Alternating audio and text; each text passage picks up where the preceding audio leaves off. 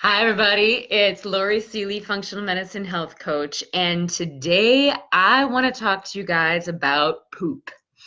And, I am so sorry that this subject might make you a little uncomfortable or make you feel a little queasy. And it is my goal to help you get over it. We need to get a sense of humor about this and learn to discuss it openly so that you don't go 39 years of your life with chronic constipation and not even know it, like I did. This is not a good way to go through life, and I want to avoid this. I want to help people avoid this situation, okay? Everybody is so shy and so embarrassed talking about poop, especially when we get into details like the size, the shape, the color, the smell, all that kind of stuff. And it is one of my major goals in life to get rid of the stigma around poop. I get it. It's gross, it's smelly, it's ugly, but really, when you get to start your mornings with a massive, healthy dump and just go forth in your day feeling light and buoyant, that's such a huge blessing. I went 39 years without knowing what that felt like unless I had diarrhea. Like I had to go through diarrhea to feel that light, buoyant, like, oh my gosh, now I'm hungry. Finally know what it feels like to be hungry. Nobody should have to go through that. You should have every day feeling this light, buoyant, I just had a great dump feeling. And I know you know what I'm talking about. You do. This is something that I will shout from the rooftops. I even sometimes feel like I should take pictures and send them to my mom when I'm particularly proud of a healthy poo that I just made. But you guys, it wasn't always like that for me. I used to be constipated. I usually pooed a number 1 on the Bristol Stool Chart. And for those of you who have no idea what I'm talking about, like what's the Bristol Stool Chart? Well, I posted a picture of it in the blog for this week. So just go over there and check it out. And I want to know what's your number on the Bristol Stool Chart, okay? I linked to the blog for this week in the notes there. This is an awesome way to measure if your poo is healthy or not, okay? So almost my whole life, I would poop tiny little rabbit turds like 9 times a day. I'm not even kidding. Every time I peed, a couple more little rabbit turds were ready to come out. And so since I thought that the definition of constipation was that you just didn't poo all day long, I really thought that my poo was healthier than all those poor people who only pooed like 1 to 3 times a day. I thought I was winning at poo. I was so wrong. So wrong. You really should, if your body is working like it's supposed to, you really should have no less than 1 and probably about 3 times that you poo every day, and it should be right around number 4 on the Bristol Stool Chart. Okay, and you should feel like you're done when you're done pooing. Like you should have that feeling of, yes, I got it all out. Make sense? Poop is a huge way for your body to actually communicate to you how your health is doing. So in my case, my body was trying to tell me that it was all clogged up and needed some healthy food to push things through. If just one doctor had asked me what my poop looked like, my life would have been so different. I would have told them, well, these tiny little balls come out.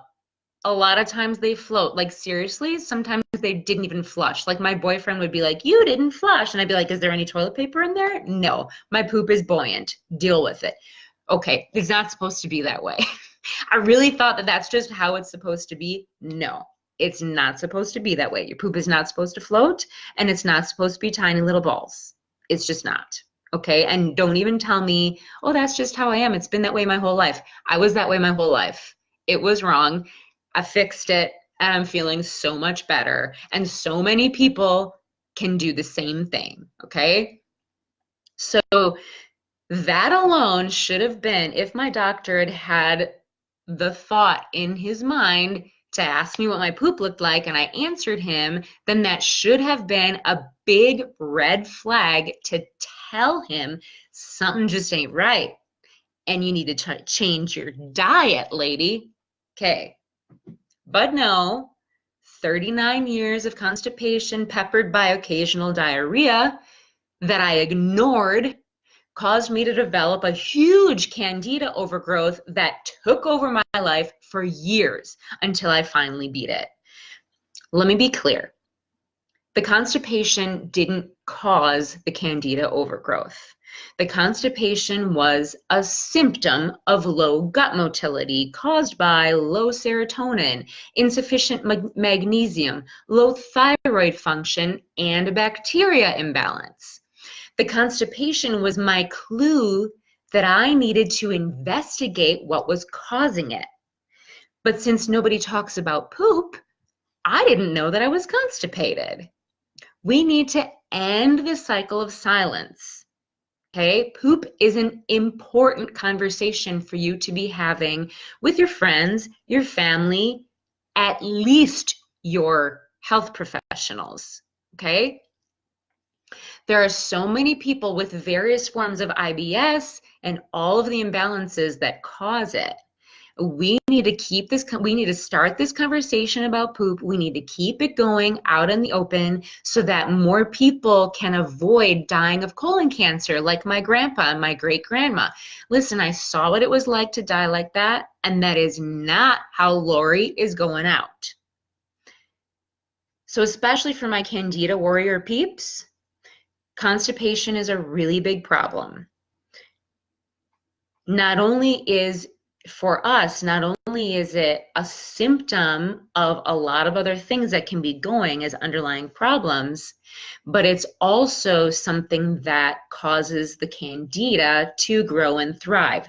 So when our poop is moving too slowly, that's when our body is able to reabsorb toxins that were meant to go out the back door. And it also gives time for any candida that was on its way out the back door to be fruitful and multiply, making the candida overgrowth much worse.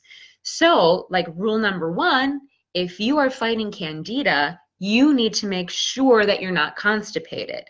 And constipation is not just how you are. It never is. It is a symptom of underlying issues that need to be addressed and fixed, okay? So, a few things that you can do about constipation. So, one of the biggest causes of constipation, and let me be clear, constipation is usually not caused by just one thing. Okay, so it can be a combination of a bunch of different things. I know for me, insufficient water intake was a big part of it, because I know that when I concentrate and I make sure that I'm drinking enough water every single day, I poop better. So that's definitely part of it for me and can be a big part of it for you. And if you think, oh, well, I tried to drink enough water for one day or 1 week and it didn't help, that doesn't mean that it's not the problem for you, and that doesn't mean that it's not part of the puzzle, okay? You hands down always have to be making sure that you're drinking enough water. And how you know if you're drinking enough water or not is this. It's a simple math thing. Find out how much you weigh in pounds, divide that by 2, and then that's how many ounces of water you should be drinking per day. So if you are a person who weighs 140 pounds, you should be drinking 70 ounces of water per day minimum. You can drink more than that, easy, but minimum 70 ounces. Okay, if you're 200 pounds, you need to be drinking 100 ounces of water per day. And that can seem like, if you are like severely insufficient in your water intake, that can seem like a lot. And it can seem like a very large transition. So if you figure it out, you're drinking 20 ounces of water a day and you need to bump it up to 100, I would say for you, it's not necessary to go straight from 20 to 100, because that's not going to be a habit that you can change and sustain. So just up it by 1 glass of water per day. So say like 10 ounces a day or per week or whatever, like whatever whatever you feel like you can do, just raise it by 10 ounces or 20 ounces. And then the next day, the next week, then, wait 3 days, whatever, then you up it again, 10 ounces, 20 ounces, until you get to what you should be doing, and then try to maintain that. How I find the easiest way to do it is that I have a water bottle it's kind of big, it's like this, and I will make sure that I drink 4 of those every day. And that does it for me. And it is a lot, but it gets easier when you just think, nope, I have to refill this 4 times per day. Okay. So that's my water talk. Okay. So another thing you can do is experiment with magnesium citrate. So something that I tell all my clients and people need to know is that the way that farming practices are happening now, we are over farming the topsoil, and we're not producing enough, or we're not allowing enough of the minerals to be in the topsoil that then will transfer into the plants. Okay, so we overuse the topsoil, all those minerals are gone now, and we're not leaving enough time for the land to stay fallow, and like there are plants that smart farmers do plant that they don't, like, they let cows eat them or whatever. They don't like farm them and sell them. And these plants have deep roots that pull the minerals up to the topsoil, right? And they'll let the fields be like that for like 2 or 3 years before they plant stuff there that they're going to farm and then sell. Well, most farmers don't do that. They just use the topsoil the way it is, completely devoid of minerals. Okay, and that's how we get our magnesium, is through vegetables that have been farmed with fruitful topsoil. Okay, and since that's not a very common thing, even in organic farms, there's a lot of organic farms, like you can be organic without making sure that your topsoil has a lot of minerals in it. And so we're eating organic fruits and vegetables that are devoid of minerals, and especially don't have enough magnesium. What magnesium does is it relaxes us. It helps us to sleep. It relaxes muscles. It reduces nerves and tension in the body and allows serotonin to flow freely. And part of what we need for our bowels to function the way that they should is that those muscles that push the food and the chyme down through your bowels and out your back door need to be like stretchy and buoyant and movable. And if they're a little stiff because they don't have enough magnesium in there, they're not able to push the food through and in a timely manner and out your back door, so that it's not hard little balls, or so that you poop like at least once a day, hopefully 3 times. Okay. So something that you can do to sort of experiment and see, like, is magnesium citrate my issue? Is magnesium my issue? Is to get some magnesium citrate powder. I say citrate because that's the one that specifically targets the bowels. Okay, so how you can kind of figure out what your dose is for that is that you just put like that much water in the bottom of a glass, right? And you start with half a teaspoon of magnesium citrate powder and put that in there. And this is like before bed, at bedtime. It's going to help you sleep. And hopefully you'll wake up in the morning with a nice bowel movement that makes you feel like you can fly. And then, so so you do that for 3 days in a row, the half teaspoon, right? And then if after 3 days you're still having constipation problems, you raise it by half a teaspoon. Leave it like that for 3 days. The reason why I say leave it like at one level for 3 days is that if you raise it too fast, you could have some pretty major diarrhea, because it can work in the opposite direction, right? And also it takes time for it to build up in your body. After 1 day of half a teaspoon, that might not be enough, but after 3 days, then it could be built up in your body enough that that's all you need, and you just keep doing that every day, right? But if after 3 days you're still constipated, that's probably not enough. And you raise it by half a teaspoon. You do that for 3 more days, okay?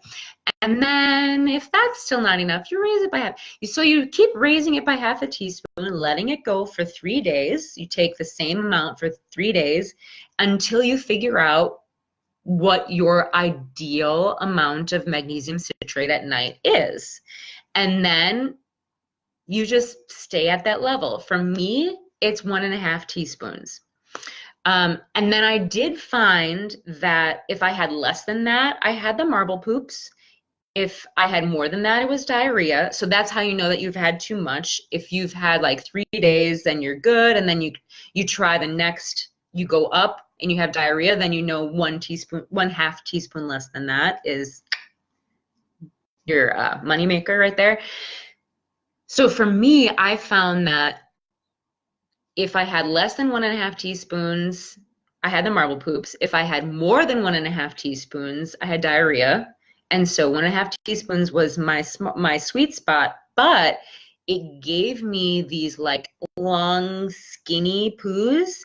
And those long, skinny poos are not awful, but they're not ideal, because with the long, skinny ones, it's clear that your poo is not doing the toothbrushing action on the inside of your colon that it really should be doing. So that's not ideal either. And so for me, what I had to do is I added just straight up psyllium husk. And you experiment with the amounts of that as well. It ended up that 1.5 teaspoons of psyllium husk is good for me. So I just put it right in the water with the magnesium citrate and take that at night before bed. And I have like magnificent poos in the morning. And I do feel like I can fly, and I'm hungry for breakfast, which wasn't happening for so long. I would wake up in the morning not hungry for breakfast, and then I would never poo, and I was never really hungry, but I was eating, and anyway, horrible. So that's your way around that. If you have any questions about that, if I was unclear about anything, please post in the comments and tag me so you make sure that I can see the comments. Okay. Another thing to do about constipation, moving on, is have your thyroid checked. And don't necessarily have it checked by an endocrinologist or by your NP. Have your thyroid checked by a functional medicine doctor. Okay, because a functional medicine doctor is not going to say, okay, your thyroid is at this number, and so it's like, so say your thyroid is like 0.1 away from clinically having low thyroid, right? And your doctor's going to say, oh, it's fine. But actually for you, that's very low. So the functional medicine doctor first is going to check more than just the thyroid stimulating hormone, or TSH. They're going to check a couple different thyroid markers. They're going to check T4, T3, reverse T3, and antibodies to thyroid. It's very important. And they're also going to check the TSH, because all that puzzle goes together, and they can figure out, okay, really, what is your thyroid doing and what does it need? And low thyroid, one of the symptoms of low thyroid is constipation. A lot of other things also, dry skin, fatigue, a lot of the same symptoms that you would find for candida. But anyway, so you definitely want to have your thyroid checked if you're constipated by a functional medicine doctor, because they're going to be looking at it differently than a regular doctor would look at it. A regular doctor is going to say, yeah, you're within the normal range, boom, you're done. But a functional medicine doctor might see, yes, you're within the normal range, but for you, like with your symptoms and the fact that it's in the lower third of the normal range, I'm going to help you out with this and give you some thyroid meds, okay? And for me, like, I mean, do your research about thyroid meds before you go in to talk to your doctor about your test results, okay? And find out, like, what are the popular thyroid meds? What do I think about all these things? Because there's some thyroid medications that have fillers in them that are gluten and dairy. And this is ridiculous to me because gluten and dairy are inflammatory. And if you have a thyroid problem, you should be staying miles and miles away from gluten in your body. It's just not a good idea. So like putting gluten and dairy in something that goes straight to your thyroid seems like really a bad idea to me. Seems stupid, seems like a bad plan. So that's something that I want you to research too and look at that and see, like, if my doctor is going to give me thyroid meds, what am I okay with? Check out bioidentical thyroid hormones. Check out, what's it called? I can't remember the word for it, but when they like mix it together in the pharmacy for you, like that's another way to do it. So check out those things and see what you're going to be more comfortable with. Okay, and have that information before you go into your doctor, because still some doctors, I mean, if you're going to a functional medicine doctor, you're less likely to run into this, but some doctors will just give you Synthroid and send you on your way. Well, Synthroid is T4. Some people have trouble converting T4 into T3. So if they're just giving you Synthroid, so T4 is the sort of inactive thyroid hormone that sits around waiting to be converted into T3. And then once you have T3, that's the hormone that gives you the energy, that's good for your skin, that helps you poop, all those things. So if your particular body has trouble converting T4 to T3 and you get a medication that's just T4, it's not going to help you as much as what you need. And so I want you to go into your doctor's appointment like totally informed about all this stuff. And I'm sure in the future, I'm going to do a whole other blog post just focused on thyroid. Right now, I'm still focusing on candida and poop and stuff. But anyway, I wanted to tell you about that. So, okay, another thing you can do about constipation, consume fiber, okay? But if you're consuming more fiber, you're going to up your fiber intake. Make sure that you're drinking enough water to actually flush it through. I hear so many people say, oh, well, I was constipated, so my doctor told me to eat more fiber, and then it got worse. Well, yeah, because if you're going to just eat more fiber and you're not upping your water consumption and you're already not drinking enough water, yeah, your constipation is going to get worse. But fiber does help. It acts as a toothbrush to the inside of your colon, gets out stuff that's been sitting there just hanging out inside your colon for years, and pushes it through and out the back door. But if you don't have water to help you with that, it's not going to work. That fiber is just going to be dry and hanging out inside your colon and making you feel bad. So make sure if you're going to consume more fiber, also really up the water intake, okay? Another thing you can do is take probiotics that are high in bifidobacteria. Bifidobacteria is the bacteria that helps poop move through the colon. So if you have a constipation problem, make sure when you're looking at the probiotics that are available to you, make sure that it's one that has more bifido than anything else. Okay. Also, eat fermented foods. Now, if you're a person who's on a candida killing journey, the probiotics and the fermented foods could be good or bad for you, depending on where you are in your journey. And if you want to find out, like, oh, well, is that me or whatever, you want to learn more about that, read my 7 Steps to Kill Candida blog post, which I also link to in the notes, okay? And you can learn more about that, because at a certain point in your candida killing journey, it's not a great idea to add probiotics. It can make your situation a little more uncomfortable, okay? But then at a certain point in your candida killing journey, it's like the best thing for you. So you just want to make sure that you're timing it right, okay? Okay, so I'm going to start my conclusion here. The thing that I most wanted to bring across to you today is that we need to talk about poop so that more people become aware of the #1 best measure of their health.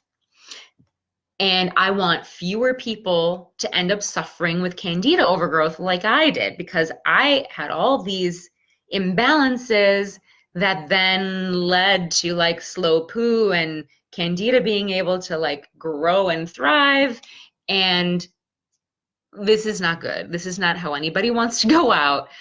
And also, candida can lead to cancer. When it gets out in the rest of your body, it can lead to abnormal cell growth. So that can happen, but it definitely leads to horrible, uncomfortable symptoms like vaginal yeast, sinus infections, arthritis, muscle pain, brain fog, fatigue. I could go on and on. Are you ready to start talking to me about this? Share in the comments. Share in the comments what your poop looks like, okay? Check out the Bristol Stool Chart on my blog and tell me what number poo did you have this morning? I linked to the post that I'm talking about in the notes for this video. Just do it. Like, go on there, check out the Bristol Stool Chart, read the post, and tell me what number poo you had this morning, okay?